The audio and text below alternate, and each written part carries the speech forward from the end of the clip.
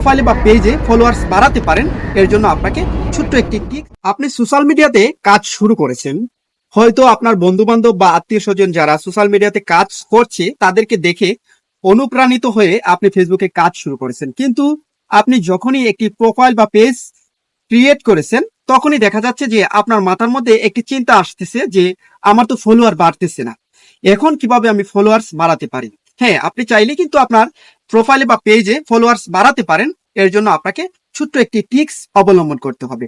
যেমন মনে করেন আপনি প্রোফাইল বা পেজ ক্রেডিট করার পর আপনি কি করবেন, আপনার হোম পেজে যে কন্টেন্ট গুলো আসবে, আপনার সেম ক্যাটাগরির যে কন্টেন্ট গুলো আসবে সেই কন্টেন্ট গুলোতে আপনি একটি লাইক এবং একটি কমেন্ট করবেন। এই ভিডিওটি আপনার সামনে শো করবে, সেই ভিডিওতে আপনি একটি গঠনমূলক কমেন্ট করবেন এবং সেই ভিডিওতে একটি লাইক করবেন।